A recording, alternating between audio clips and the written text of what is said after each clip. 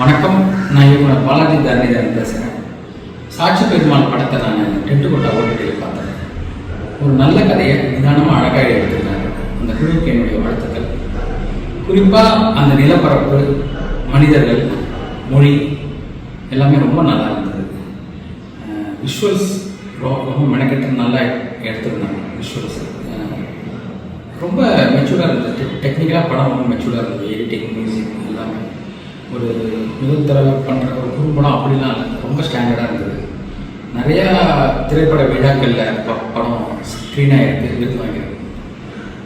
படம் பாருங்கள், டென்ட்டுக்கோட்டாவில் இருக்குது.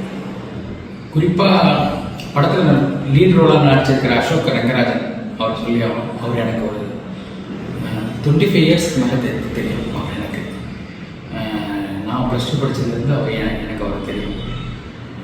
அவரும் அந்த ஊர் தான். அவரை சாட்சி பெருமாளாக பார்த்ததில் எனக்கு ரொம்ப பெரிய சந்தோஷம். வாழ்த்துக்கள்னு குழுவுக்கு என்னுடைய வாழ்த்து.